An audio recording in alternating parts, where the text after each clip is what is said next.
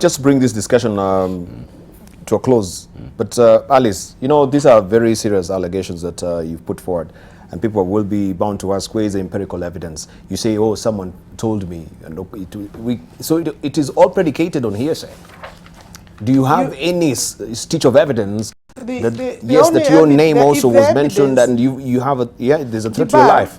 When the threat is on you, and you say that somebody is planning or plotting the threat on your life, that is the first evidence.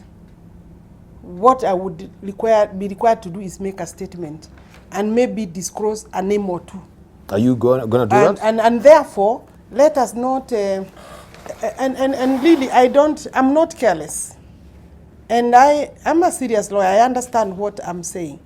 But I also know that me and even my family would be worried to hear something like that is being planned. People have even been planned before to follow me and boo me, but they did not succeed. So when I talk about threat to life, I'm serious about it. I mean exactly what I said. There was a meeting in a particular house, and there were serious senior people working in the government. All right, yes. Maybe I should just pick the brains so of... that around that meeting, that's, there is a venue, there is, which becomes almost like a scene of crime. All right.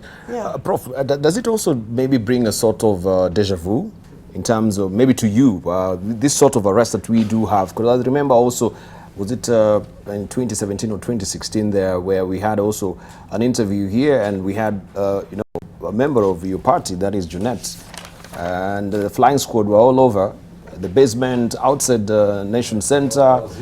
You were actually here, Professor.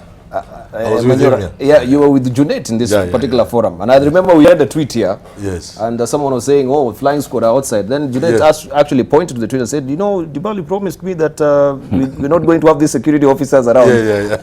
But he was arrested at the end of the day at around 11.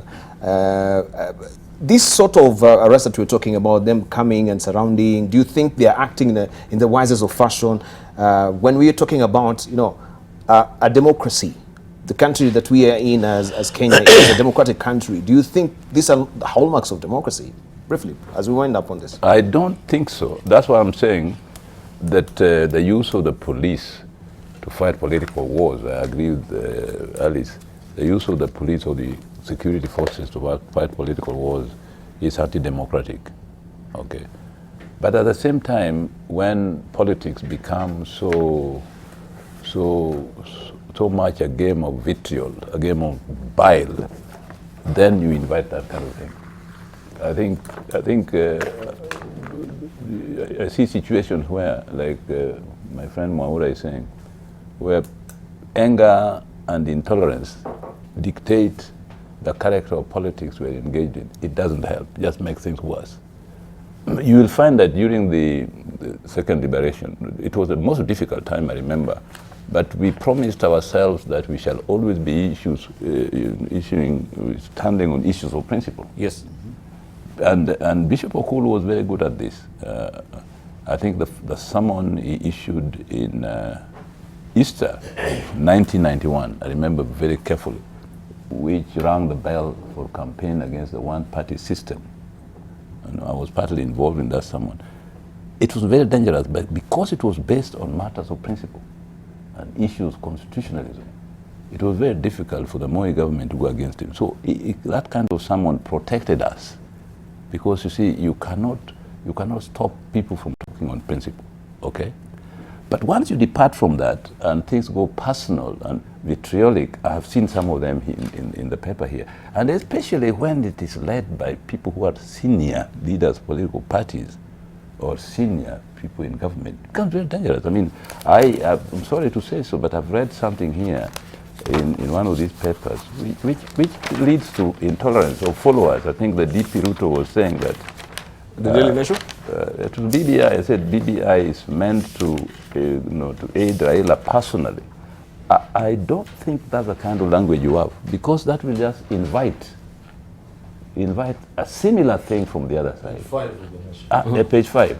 a similar thing from the other side. And then it becomes a roller coaster. I think in this way, I like Mudavadi's statement in the People.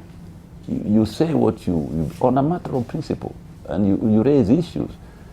But when it goes to this, I think we must rise above personal attacks and discuss things on policy and principles, you see. And especially for us senior politicians, because once you do that, you kind of spice up your own followers. And they will do the same, it becomes worse, you see. Your political opponent is not your enemy. Your political opponent is somebody with which you are going to the boxing ring, and you have all agreed on the rules of boxing, and when it is over, somebody is down, but it becomes, you know what I mean, the acceptable thing that is a game that you wanted to play according to certain rules. And you don't go into the ring and you see somebody with one eye, right, and you begin abusing them before you start fighting. No. Right, let's see from Dr. Nyikao. I mean, Honorable Mwaura said something. As I was listening to him, I thought he was going a certain direction. Then he fell short. That the loser in this game is going to be Mount Kenya. That's where we start. Like, Kileweke will lose, Tangatanga will lose. I was actually waiting for Mwaura to say, the loser in this game is going to be the people of Kenya.